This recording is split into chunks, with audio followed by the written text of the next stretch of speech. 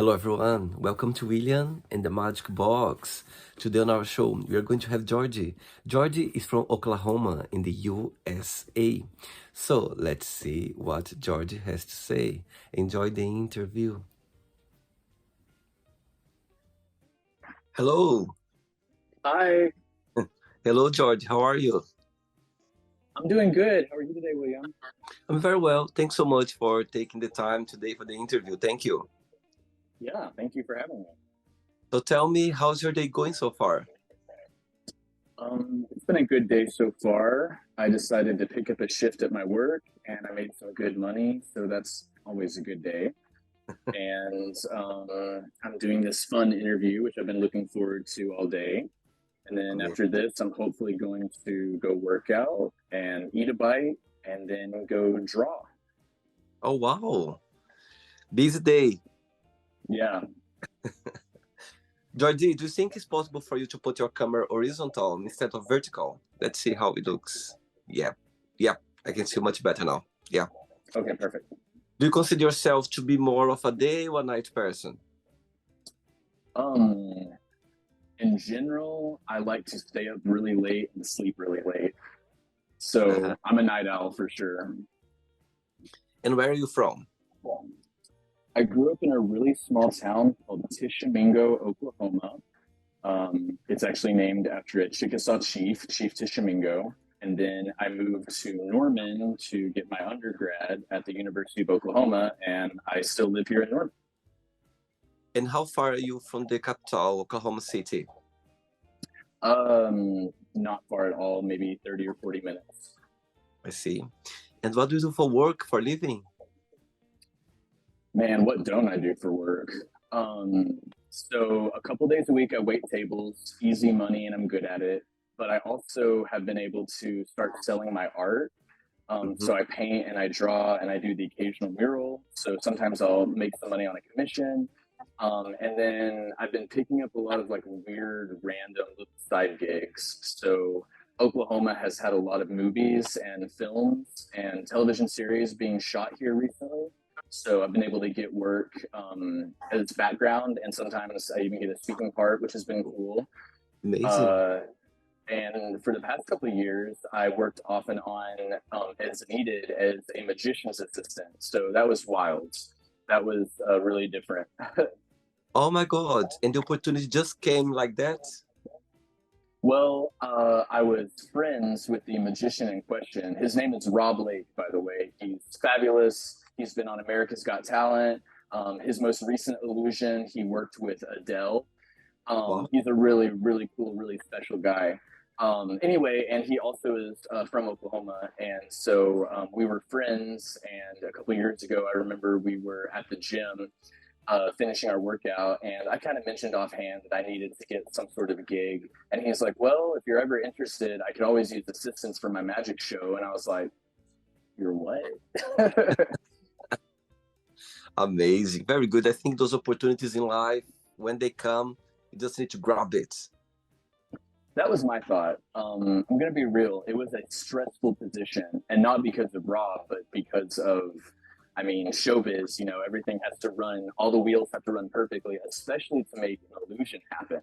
Right? Like your timing has to be absolutely correct. Everyone who plays a part in the show has to know where they are, and sometimes they have to be in two places at once. So there was definitely a stressful element, but it was also really cool and really special. Amazing. Okay, so during the journey, I'm going to explore a little bit more about your life and also about your point of views, okay? Okay. So before we start our journey within the Magic Box, I would like you to tell me something interesting about yourself. Something interesting about me. Yeah. Um, I was born on a Friday the 13th, Oh my God, which month? March. Wow. Wow. Do you see anything positive about it? Tricky or don't change anything? I think it's cool and different and wacky, and I love it. And I tell people that my secret belief is what's unlucky for other people is lucky for me. So I love black cats. I try to walk under ladders, you know, all of it. Interesting you saying that, because three always be my lucky number. So anything connect with three, like 3, 13, 33, 23, all those numbers connect. So always when it's 13 for me, doesn't matter if it's Friday, Monday, I always see as a lucky number, lucky day. Heck yeah, me too. Jordy, are you ready to go on a beautiful journey through your memories in life and share your point of views? Let's do it. I'm ready. Amazing. Welcome to William in the Magic Box. So I've got him.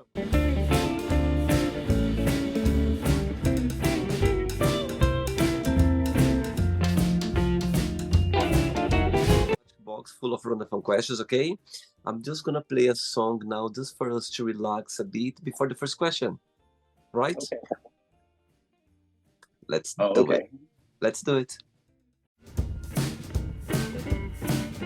Okay, Jordy. So before we start the game, during the journey, if it comes up a question that you don't want to talk about, some reason you don't want to answer, always can change, okay? Okay. First question for you is, who is the most influential person in your life? Wow, you're starting off with the hard hitters right up the gate.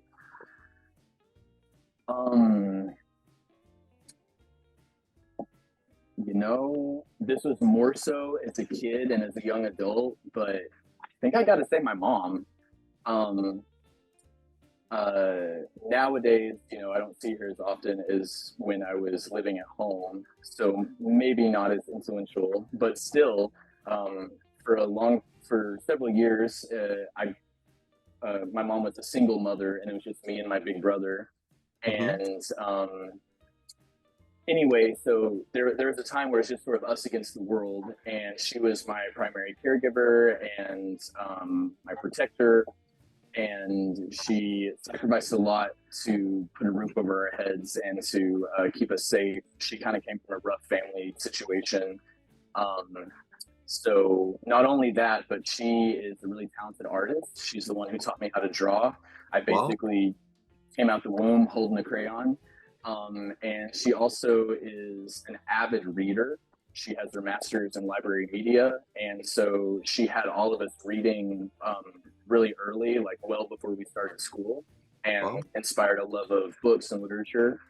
And, when I think about art and books and so many things about life that I love and that my identity are based on, it comes back to my mom. So I think I'm going to have to say she might be the most influential person.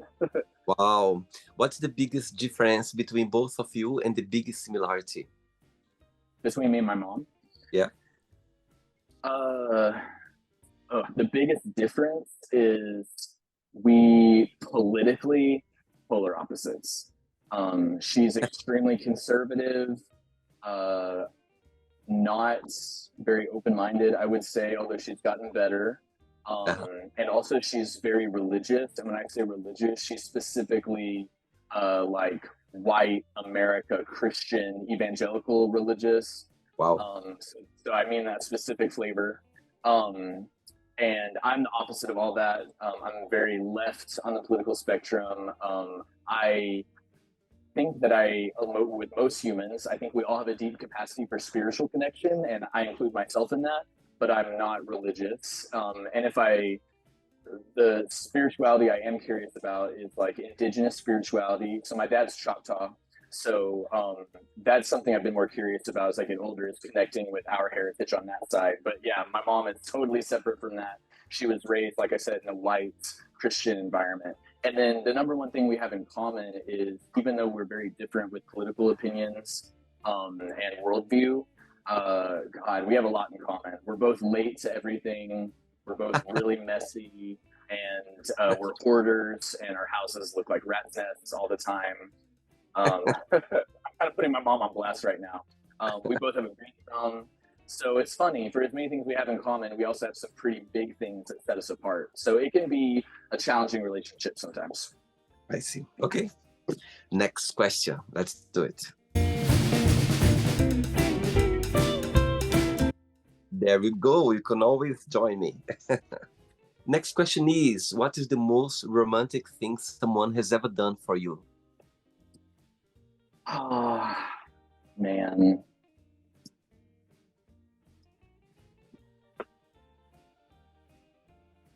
wow, okay, this is going to sound really sad. The bar is low. The bar is low for romance in my life. But honestly, one of the first things that came to mind is um, I was in undergrad, so I hadn't been out of the closet for very long, and I'd never dated or had a boyfriend. So keep that in mind, right? But I was working my part time job in between classes and after classes, and this guy I was talking to at the time, I think I was on the phone with him as I was walking from class to my job, and he was just asking me like how my day was, which is obviously nice and underappreciated. But somewhere in there, and I just said it without meaning to. I wasn't trying to get him to do anything, but I just mentioned that I was hungry and I would really love this certain meal from a restaurant I really liked. And he said, "Oh, what do you want? I'll grab it for you." And like I know that's like a very kind, basic gesture, but like no one had ever done that. So he Wow. literally left his job, went to the restaurant, bought me this meal, and then brought it to my work. And he sat there and talked to me while I ate it. And like as I'm saying it now as a grown man, I'm like, dude, come on. That's like basic. That's like what friends do for each other.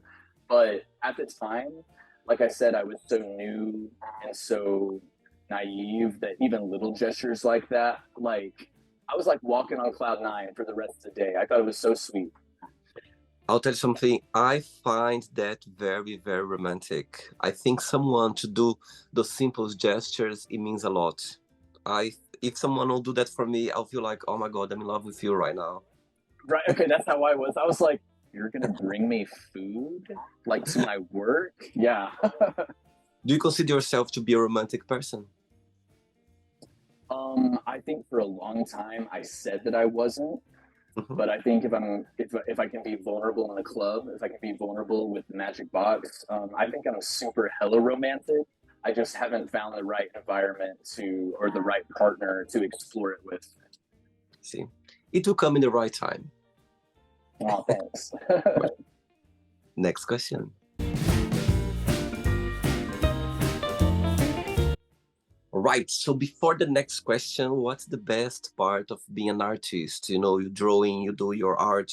What's the biggest joy of it? And the flip side, what do you find most challenging?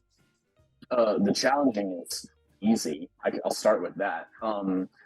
It's there's a lot of like myths and stereotypes about like the starving artist, like, oh, if you become anything creative you'll never make money, and that's kind of true. So I think that it's not as hard as people make it out to be, and it's not impossible, but it's still really hard. Does that make sense? So that has been demoralizing. Probably in that vein, the hardest thing about being an artist is nowadays in the capitalist dystopian nightmare we live in, anything that you are good at or that you spend any time doing, there's this immediate pressure to make money with it. Oh, you like to draw, or you like to edit video, or you like to dance, or you like to make buildings out of marshmallows. How quickly can we make money with that? Can you put it on social media? Can you sell it? Can you start a Patreon? Can you monetize it? Can you live stream it? So it does suck that something that most of us as creative people started doing just for fun, probably when we were kids, to immediately have society pressure you to make money from it, or it doesn't matter. If it's not generating income, then it's not important. And so that's an ugly and a hard message to work through. But as far as a special thing and a good thing about being an artist, probably the two immediate things that come to mind. One is the community. So Mhm. plugging in with other artists, especially if you're plugging into a community that maybe you weren't sure how to connect with otherwise. Like, so I mentioned being Choctaw, and for a lot of different reasons, as a kid, it wasn't always to connect with that side of my heritage. But when I started finding other Native and Indigenous artists, the floodgates opened. Suddenly, it was so easy to find people both where I live in real time, IRL, and also online. So I love that art can help you start and join a community.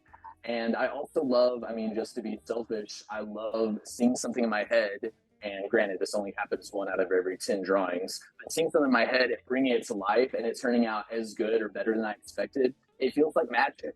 You made something out of nothing. See. All right. Next question is, tell me something that you can't live without. Something that I can't live without. That's a good one. Um, I might be cheating this answer, but I have a tiny black backpack. It's like my go bag. It's downstairs right now, and I always have it nearby. And it's got like a pocket knife, a notebook, sunscreen, a first aid kit, chewing gum, a deck of Wow, cards. It has everything. So I try to take it with me and have it somewhat nearby everywhere I go.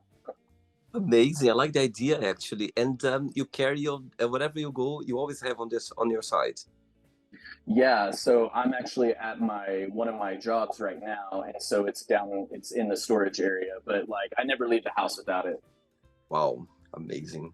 Yeah, I think those, it's like our best friends, our best company, because we cannot go without it. Right.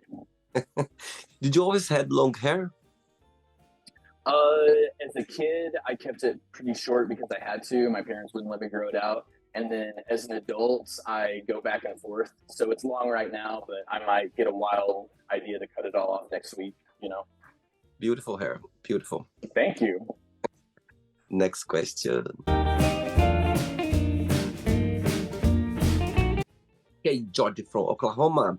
Next question is, tell us a funny story or a moment that happened to you when you were a child at school. Hmm. Did you like school? I loved school. I didn't love college. But as a kid, kindergarten through high school, loved it. Um, well, when I was in eighth grade, our school had this program called accelerated reading. I don't know if they have something similar where you live, but basically it's something to try to get kids to read more, which I love to read, so it wasn't a problem for me. But the idea is that you read a book and then you take a test on it and you earn a certain amount of points. And so to incentivize us kids, at the end of the eighth grade, there's this big field trip to this really cool outdoor area with all these rock formations called Devil's Den, and whoever earned the most AR points from reading the most books could go on the trip. So I won, fucking came in first. But like I said, I like to read, so it was not a challenge exactly. Anyway, but me and a handful of other kids got a bunch of points reading all the books and went on this field trip. And like I said, it's outdoors with all these neat, cool granite rock formations. And there was like a guy that would kind of take us hiking through the trail and would stop every so often to talk about a natural feature or a flower or something. Well, I'll cut to the good part. So, me and a friend of mine who had a habit of somehow we always got into trouble together. Um, yeah, my parents hated him. We kind of were straggling behind the group as we were going from area to area, and we saw this big rock that was tilted on its side. And so, you know, we're like 13-year-old, 14-year-old boys, stupid boys, mind you. So obviously, we immediately go to the rock, and he gets on one end and I get on the other, and we teeter tot it. And we're just being stupid. Well, we do that for a couple of minutes and then get off and join the rest of the tour group, I guess. And then a little bit later, everyone's eating lunch at the waterfalls. We have like brown paper bags with our sandwiches and stuff in them. So we're all eating lunch and looking at the waterfalls. And our English teacher grabs me and my friend and says, "Come with me right now." Oh my And God. she takes us, oh yeah, she takes us back to where that teeter totter rock was. And she says, "Were you guys on that rock?" And we're like, "Well, yeah, we were on it." And she's like, "Interesting, because we told you not to go off the trail." And we're like, "Okay, you did. That's fair." And she goes, "Do you know what was under that rock?" And we said, "No." And she said it was a lizard mother and her five lizard babies, and Oh, you crushed them to death. It gets oh worse. It gets worse. God. So it was our state lizard, because you know every state in the United States has like a state flower, a state bird. It was our state lizard, and it gets worse. It was an endangered species, and we killed it. We smashed it to death.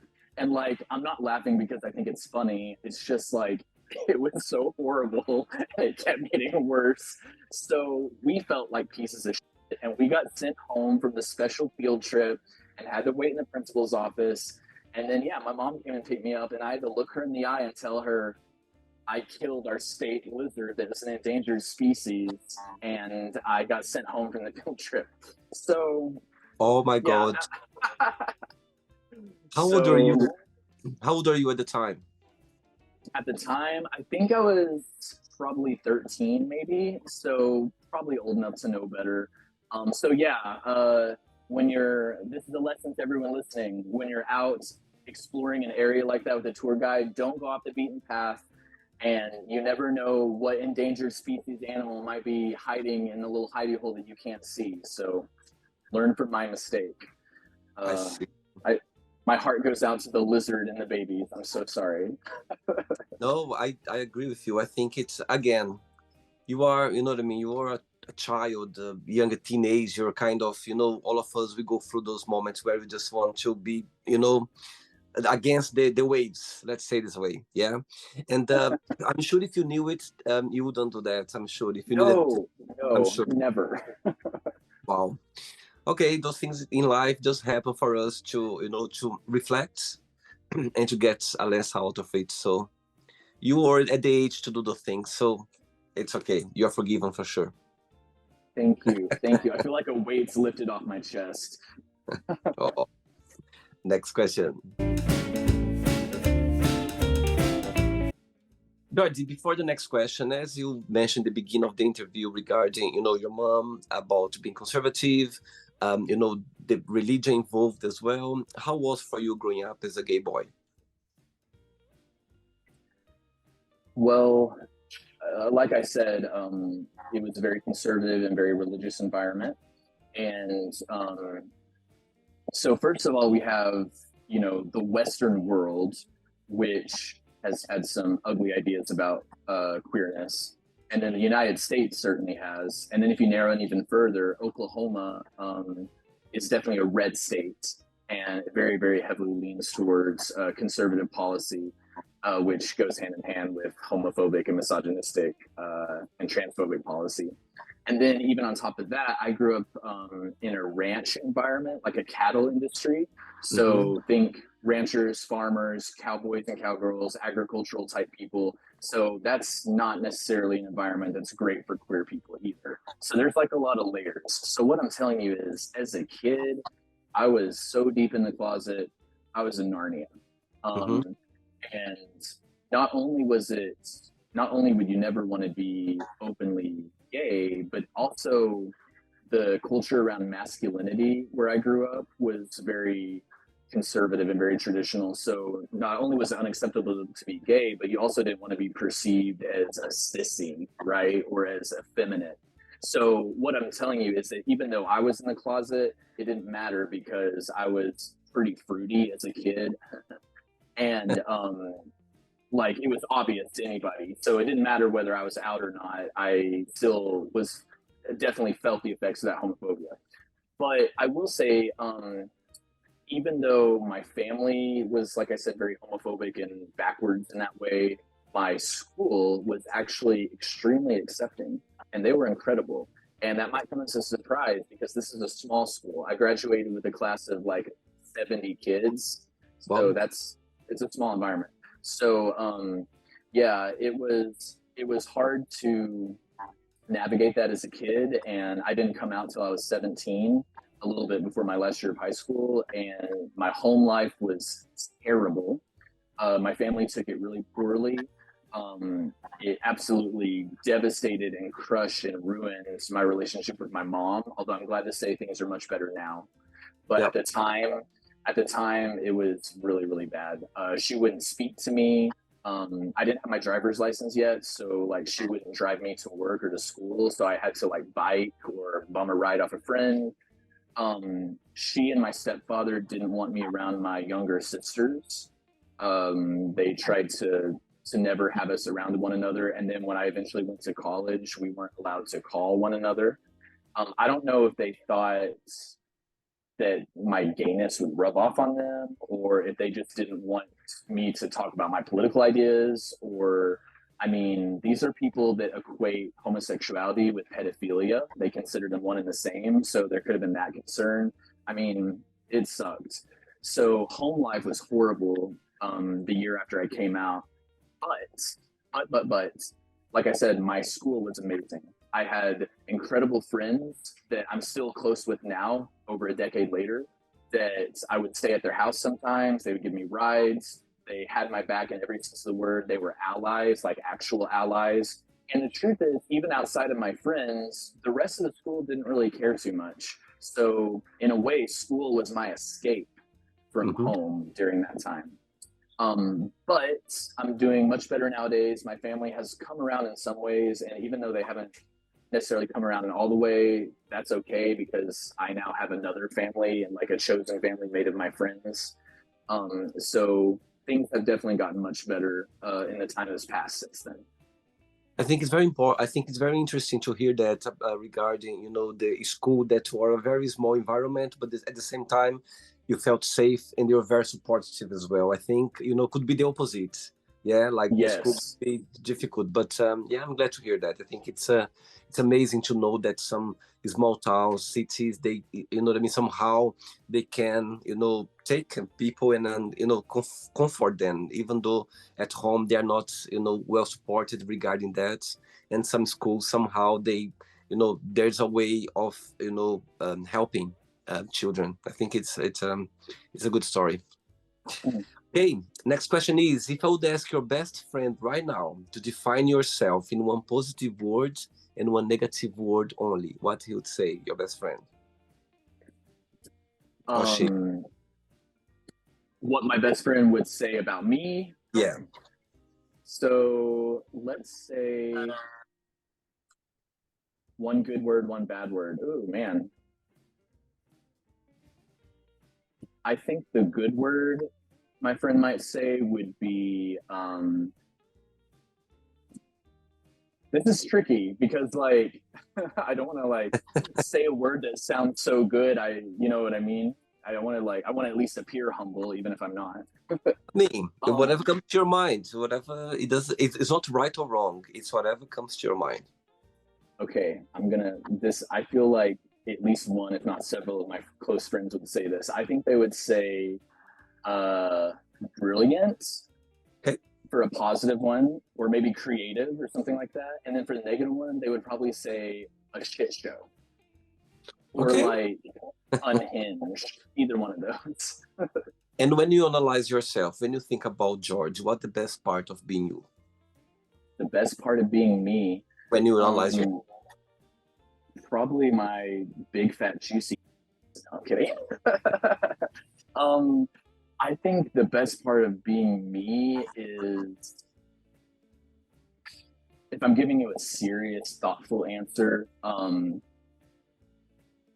In many ways, I belong to some communities that are pretty marginalized, right? You know what it's like to be a queer person facing the oppression that we face, and then also being an indigenous person and dealing with the baggage that comes with that. But even though those are things that are challenging, and there's more things than those. Even though those things are challenging and hard in a weird way, they've also made me who I am and made me stronger. Like, for instance, I've thought before, in a way, I'm actually really glad to be gay because if I weren't, I might have turned out a lot like my family. Does that make sense? Because I never would have had to question anything or develop empathy or compassion. So actually, I think my favorite thing about being me is the same things that look like really hard, shitty challenges have also been really incredible, special learning experiences. And I think they've made me better and stronger, hopefully for other people as well as for myself. amazing, very good. 3 questions left. Let's do it. Okay, okay. You are so comfortable. I love you the way you are. Oh, thank you. Next question is, if you could have been a moment or event in history, which one that would be and why? Hmm. You know, I'm really drawn to the seven ancient wonders of the world. I think it would have been incredible to see the Hanging Gardens of Babylon. Um, I'm definitely a plant gay, and I'm sure what they actually were, we never really will have an idea. But what I picture in my head is this beautiful, like lush garden with all these exotic plants and like people enjoying them and like cool architecture. So I would have loved to see that. I also would have loved to have been able to spend some time in the Library of Alexandria before it burned down. Interesting. That's why when I was checking your profile, it says there plant daddy. It means you are very your connection with plants are very strong. Very much so. Very much so. Amazing. Okay. 2 questions left. Let's do it. You have a great smile, by the way. You make me shy. Thank you. Next question is, who was your favorite teacher and why? I have been lucky to have some really good teachers, but probably number one is in high school, my choir teacher is a woman named Suzanne McDaniel. We called her Miss Mac. And she's the one who taught me how to sing and taught a million billion other people how to sing. Wow. And she's just so patient and so, how do I explain it? There are people who know how to lead an entire room of people without having to say a word or raise their voice. Like, and she's one of those people. For her to like have, 50, 60, 70, 80 kids in this choir and then have us produce beautiful music all on time and all in key, hopefully, that's a pretty incredible skill. So not only was she an amazing teacher and person, but she was also a really talented musician. And she taught me how to sing. Like I could not carry a tune in a bucket before her. So hopefully this interview is going to get to her somehow and she's going to be very happy to know that for sure. Ready for the last question? I'm ready. Let's do it. Last question.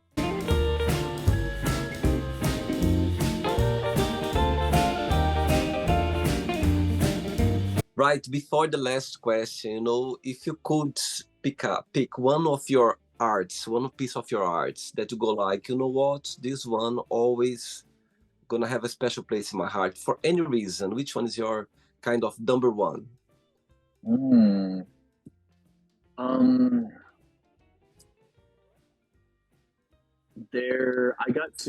I would like to do more, but a couple years ago, I got to paint my first mural. And it was for a close friend of mine who runs a sort of spiritual retreat area called St. Francis of the Woods. There's like cabins and trails, and people stay out there and like meditate or what have you. Anyway, there's a barn that he had me paint the mural on, and he just wanted something like inspired by indigenous culture. So I did a really big Thunderbird. So yeah, it was my first mural. I didn't know what I was doing, but it still turned out cooler than I expected. So there's something really special about that piece, the Thunderbird mural. Amazing. Last question is, what is your idea of a perfect day? A perfect day.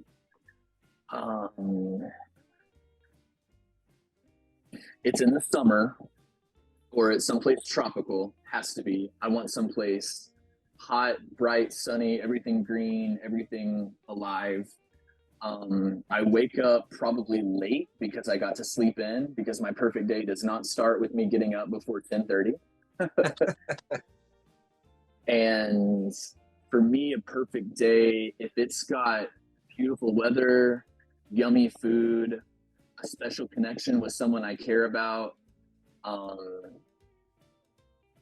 mean, that's already pretty perfect for me. Do you like cooking? I love to cook and I love to eat.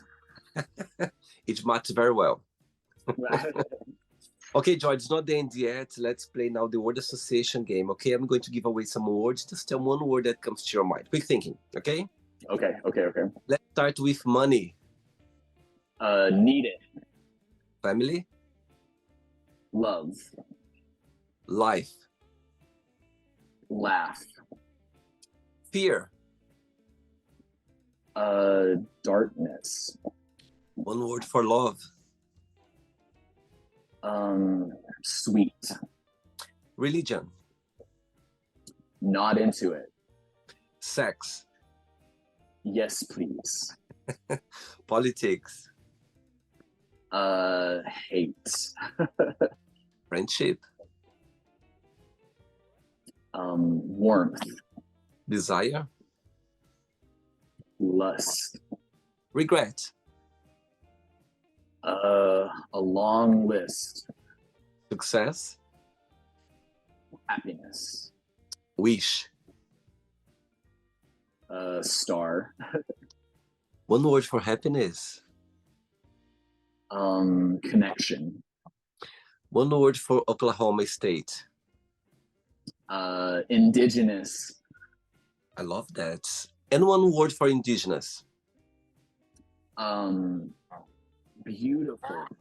Resilient. I know that's 2 words. Sorry.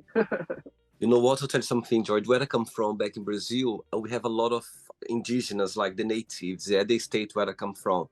And you have no idea the culture. How I grew up. For me, it's something very common and normal. And actually, my mom, she works in a university where they have those indigenous. They come every twice a year for the college. You know, they bring their own families, they bring their own culture as well that they live in. And it's amazing to see those indigenous, you know, express the way you are. And, you know, people that just find their nature, they're like a live nature. Do you know what I mean? So it's beautiful to see. And it's interesting saying that because I didn't know that Oklahoma State, there are a lot of indigenous and the connection as well. So you just made my day now, learn something new. I'm going to tell my mom that. Can't wait to tell her Oh, about that. thanks. One word for USA. Broken. One word for artist. Colorful. And if you could define all your artwork in one word, what that would be? Vivid. Beautiful. Let's pretend now I'm going to meet your lovely mom for a coffee and I'm going to ask her, what is the most beautiful thing about Jordy and what's something that he still needs to work on, to improve on? What should say? Wow. Well, hopefully she's in a good mood when she's having this coffee with you.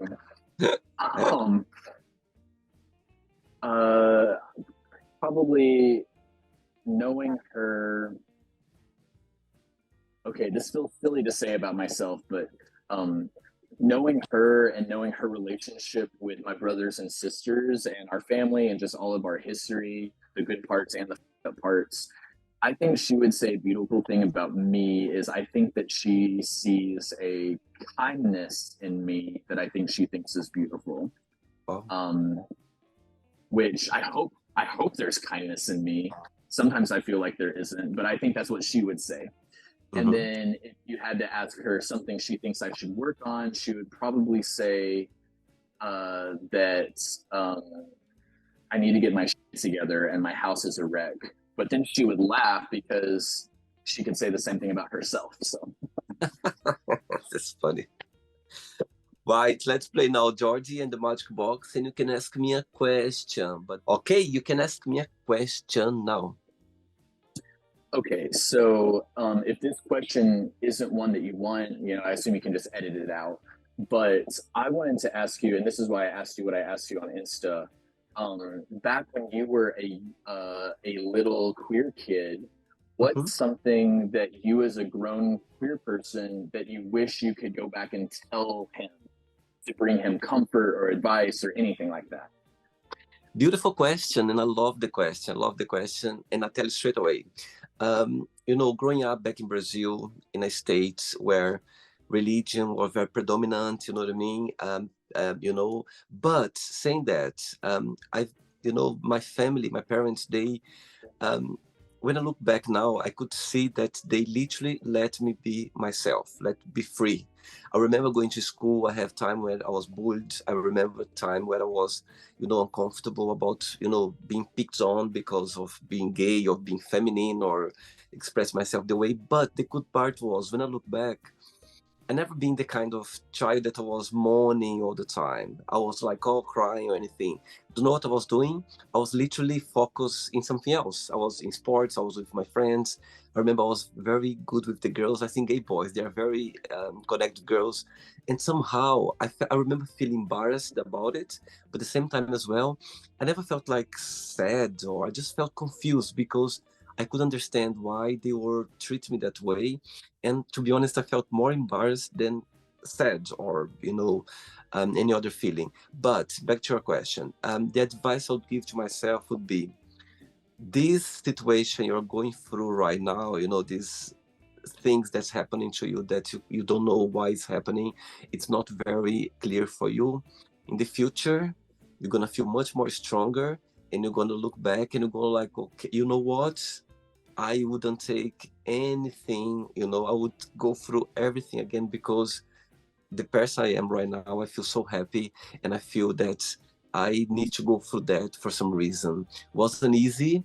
It was difficult sometimes, as I said, even though I was feeling embarrassed, I didn't know what to do, I didn't know what to react, I didn't know who to talk about, because it was something that nobody talked about, even my family, my parents. So I didn't know how to get to my mom and say, okay, you know what, this is happening at school. They're pointing on me because of this or because of that. Because I never had this opening with my parents to talk about not just that, but other topics as well. That's usually people they don't talk about with their kids. But for me, when I look back now, my advice would be, you know what, it's okay. You're going through that. It's confusing. You don't understand. But when you grow up, when you understand about something, you're gonna be grateful for that, because it meant to happen. And I feel happy the way I am right now. So yeah, and I wouldn't change anything. So yeah, that would be my advice for this, younger William growing up, and being sometimes not physically but emotionally attacked, but I could understand, didn't have any knowledge. But at the same time as well, somehow I feel lucky that somehow I blocked that and I focused in other things, other stuff that made me feel happy and in a different place. So that would be my advice for sure. That's beautiful. Thank you for sharing. Yeah, I think it's interesting because when you grow up, we feel so um grateful. I feel grateful for that moment actually, because I think it made me strong somehow, and now I can share that and I can talk about. And I'm sure, I have a godson now growing up, and I had family members that they had kids, and for sure I would give this advice to them, to their parents. You know what? Talk to them. Not just being gay or anything, but talk to them. See what's something that's bothering them. Don't just blank or put on the side. Just talk to them. So I think I would give this advice for people, not just even friends as well. When I see friends with kids, and I just tell them, you know what? Trust them, believe them, make them feel comfortable talking to you about any topic somehow, because this help. It makes a difference in their lives. You know what I mean? They feel more protected, and I think that it can give a big impact in your life. But back in the 80s when I was growing up, for me, I wouldn't change anything. I think I'm very happy the way I am right now. So yeah, for sure. Good. Did you enjoy the interview? Yes, I did. Yes, I did. I hope you enjoyed it. I did. Thanks so much. It's so fascinating to see someone so young like you, and express the way you are. You have your ideas, you have your point of views, and you stand up for it. And I think that's the fascination about it, because some people sometimes they have their point of views and they feel a little bit afraid to share. And I can see that you're very open about not just your art, but about your life, about your family. And I think talking about helping other people as well, because you never know who's watching this interview right now, and maybe they are faced the same situation or faced the past, and see someone talking so open about it, someone so young. I think people appreciate that. So thanks so much for taking the time for the interview. But before you go, if you can share a positive message or anything that you live by. Oh yeah. So I was thinking about it, and there's so many like good little. I love a good quote. But here's one that has stuck with me and has been really good and good to keep in mind, which is people overestimate what they can do in a day, but they underestimate what they can do in a year. And I think it's basically how I interpret it as, um, doing something small every day can really add up. And, you know, as opposed to like trying to force yourself to make a big move before the day is over. So yeah, that's my advice. Think in Amazing. terms of years and not days. Jordy, before you go, people watch the interview right now. They'd like to see your arts or to connect with you or to get more knowledge about your art. What's the best way? Oh, absolutely. I hope that people want to see my art. So I have an Instagram account. My kind of like main account where I post all my stuff is at Okchmali, which is OKCHBMALI. And I guess that'll probably be linked somewhere. And then my art account, if you just want to see the art, is Okchmali Studios, and they're both linked to each other. And yeah, I would love to connect with fellow queer people, fellow artists, fellow people that post good memes. Love a good meme. So Uh-huh. yeah, thank you for letting me shout myself out. Amazing, of course. Thanks so much. Regards to your family, to your friends, and you keep in touch, okay? It was a pleasure connect with you, okay? Enjoy your day. Thank you. It was a Take, pleasure. take care. So, did you like the show? Don't forget to give a like, to share it, and also don't forget to subscribe to the channel. And if you'd like to be part of the show as well, first, subscribe to our channel, and after that, just go to our website, www.williamandthemagicbox.com, and send us a request saying why would you like to be part of the show. And I see you there. Bye bye, see you next time.